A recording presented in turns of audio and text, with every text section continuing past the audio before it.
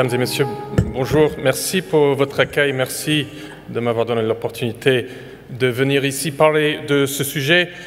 C'est un sujet qui nous tient à cœur au sein de notre association ATAG.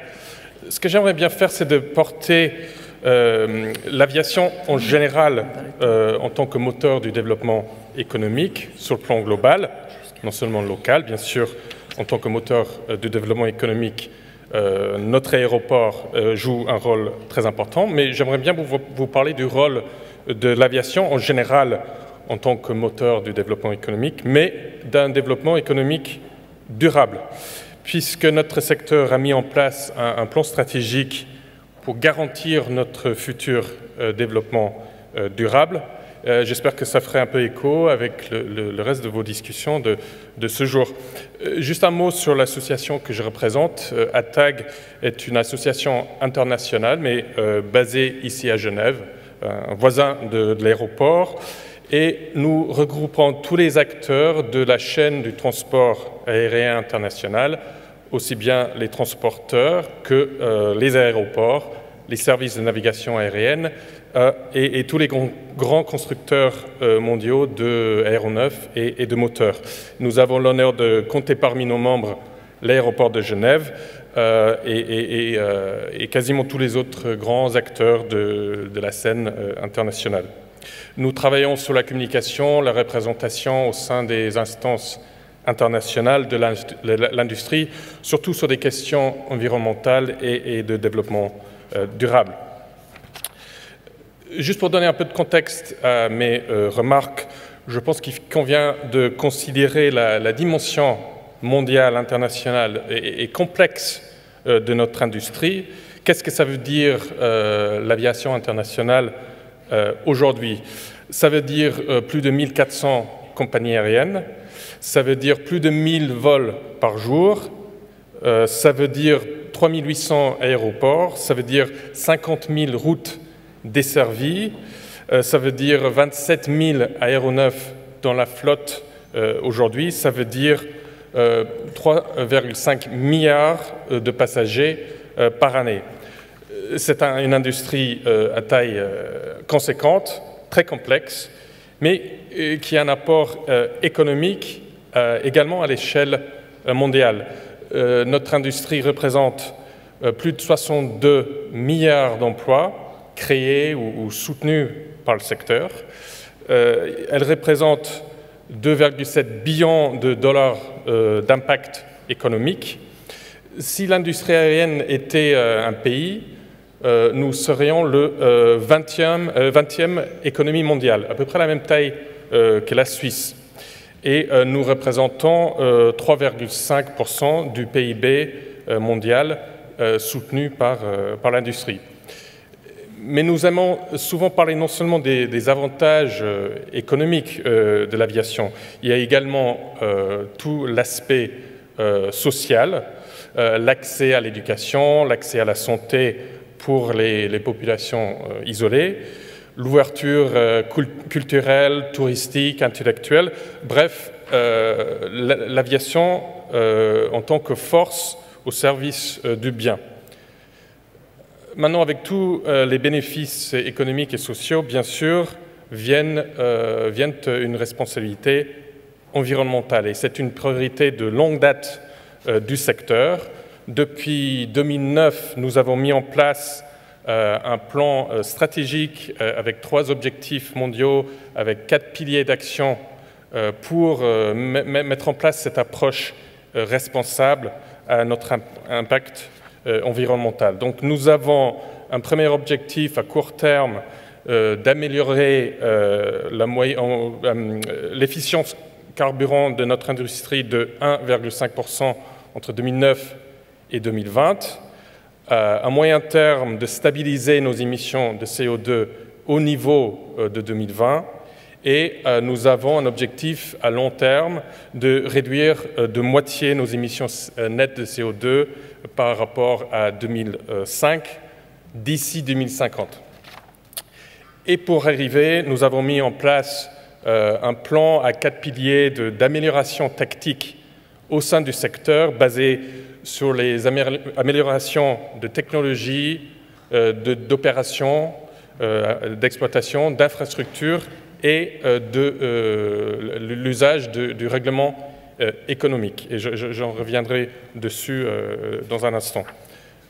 Parlons de nouvelles technologies, on en a entendu parler par l'intervenant précédent. Chaque nouveau modèle d'avion qui rentre dans la flotte aujourd'hui apporte entre 12 et 25% d'efficience carburant par rapport au modèle qui remplace. Et donc déjà, l'investissement dans ces nouveaux appareils, le C-Series de Bombardier, le 350 d'Airbus, le Dreamliner de Boeing, rapporte déjà des améliorations assez importantes par rapport au modèle qui remplace. Il y a projeté d'avoir l'entrée en service de 12 000 de ces nouveaux appareils dans les années à venir. Donc l'investissement dans ces nouvelles technologies de la part des constructeurs et des compagnies aériennes est très conséquent. Je voulais dire un mot sur les carburants alternatifs. C'est aussi un sujet sur lequel nous travaillons très activement aujourd'hui. Ces carburants peuvent réduire les émissions de CO2 de 80% par rapport aux carburants, disons, traditionnels. Donc nous travaillons beaucoup avec les fournisseurs, les chercheurs, les sociétés civiles, les gouvernements sur les normes de durabilité pour que ces carburants puissent être reconnus et utilisés par les transporteurs. Mais on a déjà vu des milliers de vols commerciaux effectués utilisant ces nouveaux carburants alternatifs. Ce qu'il faut aujourd'hui, c'est du soutien politique, c'est la mise en place de politiques des gouvernements pour promouvoir l'usage de ces carburants alternatifs, mais les avantages environnementaux sont considérables. Parlant d'exploitation, les compagnies aériennes utilisent plein de stratégies, plein de techniques pour réduire leur impact environnemental, réduire la consommation de carburant. Ça peut être des nouveaux matériaux dans le cabine, les chariots, les sièges, les coffres à bagages. Ça peut être l'usage de manuels de bord, de tablettes qui remplacent les manuels de bord en papier. Ça peut être lors des opérations au sol et les phases de roulement, usage de l'avion avec un seul moteur. Donc tout ça peut contribuer à la réduction des émissions de CO2 pour chaque compagnie aérienne. Et quand on parle d'infrastructure, ça veut dire une meilleure gestion de l'espace aérienne. Il y a beaucoup de consommation de carburant qui est liée à la navigation autour des frontières nationales, autour des espaces militaires. Et nous travaillons avec le gouvernement pour trouver un meilleur usage de l'espace aérien, non seulement ici en Europe, mais dans toutes les régions du monde. Ça nécessite beaucoup de coopération entre les transporteurs, entre les aéroports et les services de navigation aérienne. Et puis, j'en viens à mon dernier point, notre quatrième pilier d'action, c'est l'usage de règlements économiques.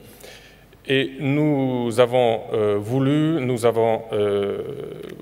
promu un règlement économique sur le plan global, sous l'égide de l'OACI, qui est l'organisation spécialisée pour l'aviation civile internationale. Et nous avons vu en septembre 2016 un accord international historique pour la mise en place d'un système de mesures basées sur le marché mondial uniquement pour les émissions de CO2 de l'aviation internationale. C'était un travail de longue date, négociation internationale, je pense que vous comprendrez la complexité, qui a eu lieu quasiment en même temps que la négociation de l'accord de Paris sur le changement climatique. Mais le résultat, c'était l'adoption en septembre 2016 de cet accord international. Sans aller dans les détails, cet accord mettre en place un système de compensation. Donc les transporteurs aériens vont devoir acheter des crédits carbone pour compenser leur croissance de CO2 au-delà des limites de 2020, en investissant dans d'autres projets environnementaux dans le monde. Pourquoi nous avons voulu cette réglementation économique? Nous avons voulu éviter des mesures disparates, un espèce d'effet de mosaïque avec la mise en place de règles internationales ou régionales qui viennent soit en contradiction, soit en fragmentation les unes des autres. Nous avons voulu un seul système mondial, ce que nous avons eu adopté par cette organisation de l'ONU pour l'aviation civile. Donc nous sommes confiants, avec cet accord, que nous allons atteindre notre objectif à moyen terme de stabiliser nos émissions CO2 à l'échelle globale à partir de 2020. Mais le travail n'est pas terminé, bien sûr. Nous allons continuer à œuvrer sur les 3 autres piliers d'action que j'ai décrits. Nous avons cette ambition à long terme. Et pourquoi? Parce qu'on veut trouver cet équilibre, c'est-à-dire l'équilibre entre les bénéfices économiques et sociaux de l'aviation et la protection de l'environnement. Voilà, merci pour votre attention. Merci pour votre invitation parmi vous.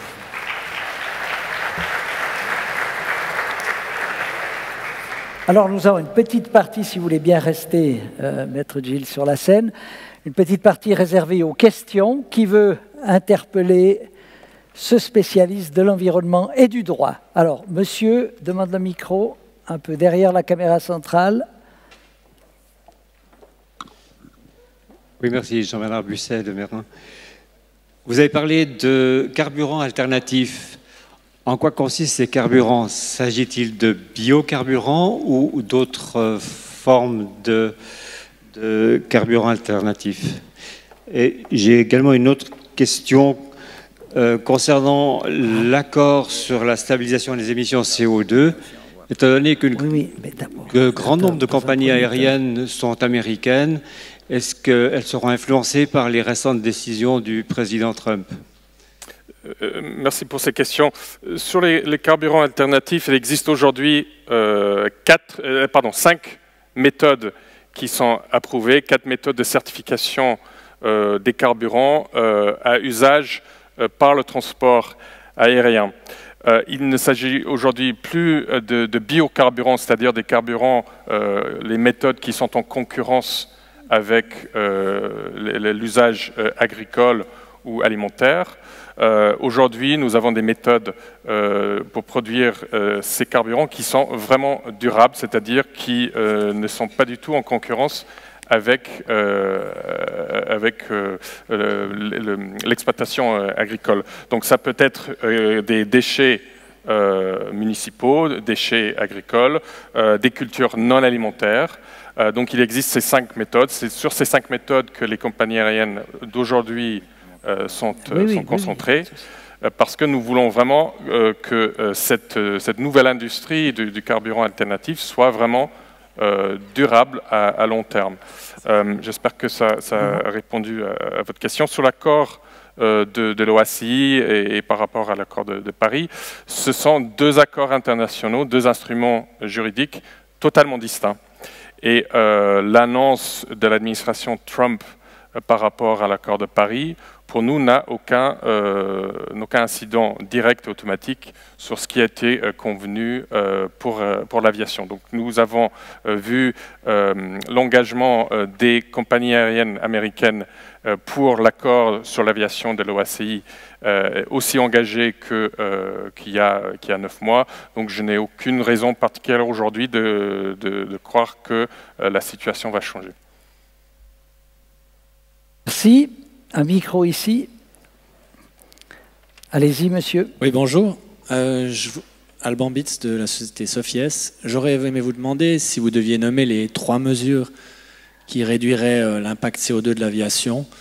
Quelles seraient les mesures à moyen terme les plus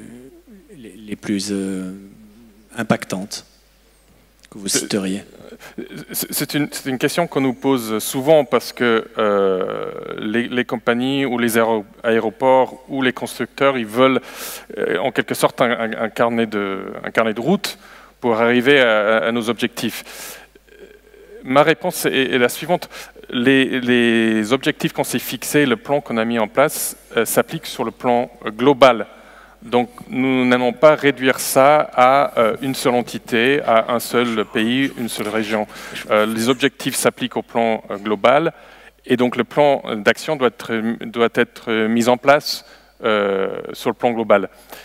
Pourquoi je dis ça? C'est parce que chaque effort, chaque initiative qui est mise en place pour réduire l'impact CO2 de l'aviation est importante. Que ce soit cet accord de l'OACI, que ce soit l'usage des carburants alternatifs qui peuvent réduire, comme je l'ai dit, de 80% les émissions de CO2, ou que ce soit sur un seul vol d'une seule compagnie aérienne, l'usage d'un chariot avec des matériaux légers, que ce soit avec une seule compagnie à un aéroport, l'usage d'un seul moteur pour les opérations de roulement, tout ça est important et tout ça contribue à nos objectifs globaux. Donc je n'aimerais pas donner 2 ou 3 seuls exemples d'initiatives. Maintenant, j'insisterai quand même sur l'importance du déploiement sur le plan commercial de ces carburants alternatifs. C'est quand même là où on voit, nous, un avenir, l'avenir de notre plan action climat et la possibilité de réduction signifiante de CO2 par rapport aux carburants conventionnels. Merci. Qui veut prendre la parole? Moi, j'ai une question, Maître Gilles. Dans toutes les mesures que vous prenez au niveau le plus élevé, vous l'avez dit tout à l'heure, les négociations ont été compliquées, vous êtes parvenu à un accord. Maintenant, quelle est la possibilité de leur donner une sorte de force de loi, c'est-à-dire qu'elle soit respectée par tous les partenaires? L'OACI a pris le choix, il y a 6 ou 7 ans, de procéder non pas par la négociation d'un traité international pour cet accord de mesures basées sur le marché, mais en adoptant une résolution de l'Assemblée générale de l'OACI. Je pense que c'était un choix politique. Je pense que la négociation d'un traité international n'aurait abouti à pas grand-chose, alors qu'il y avait quand même des chances qu'en utilisant un peu un instrument de droit plus flexible, plus léger, que toutes les questions politiques importantes puissent être prises en considération. Donc aujourd'hui, une résolution de l'Assemblée générale de l'OACI, elle vaut ce qu'elle vaut. Maintenant, ce qu'il faut regarder derrière, c'est l'engagement politique qui a abouti à cet accord. Et je pense qu'il est là, cet engagement politique, parce que l'accord a pris en considération les souhaits non seulement des pays, disons, développés, l'Europe, les États-Unis, mais aussi les économies en pleine voie de développement, la Chine, l'Inde et d'autres économies importantes de l'Asie, de l'Afrique et de l'Amérique latine. Et donc cet accord, comme je dis souvent, il n'est pas parfait. Il n'est pas l'accord que nous, en tant qu'industrie, on aurait rédigé si vous nous avez donné une feuille blanche, mais je pense qu'elle a été construite autour d'un consensus, autour d'un compromis entre tous ces intérêts. Donc moi, je suis assez confiant sur la réussite future de l'accord. Maintenant, est-ce qu'elle a une force obligatoire? Les juristes dont j'étais anciennement, mais pas aujourd'hui, les juristes peuvent débattre de ça pendant des heures. Moi, je me focalise plus sur le consensus politique, l'engagement politique qu'il y a derrière. Est-ce que les États-Unis, malgré la position du président Trump dans un domaine plus général, vont le respecter, à votre avis? Donc l'accord va entrer en vigueur à partir de 2020 et il est prévu qu'il dure jusqu'en 2035. Donc les décisions qui vont être prises par certains pays d'ici 2020 auront un impact certainement politique, mais je pense qu'il faut poser la question en 2020 quand on se trouve au moment de l'entrée en vigueur de cet accord. Mais moi, je n'aime pas me focaliser sur un seul pays parce que cet accord a été acté par 190 pays. On a aujourd'hui le soutien de 60 pays qui représentent plus de 80% de l'aviation civile qui ont exprimé un engagement politique d'appliquer l'accord à partir de 2020. Donc moi, je me focalise plus là-dessus et puis on se posera la question au moment venu. Merci. Quelqu'un veut-il encore interpeller notre invité? Oui, monsieur ici.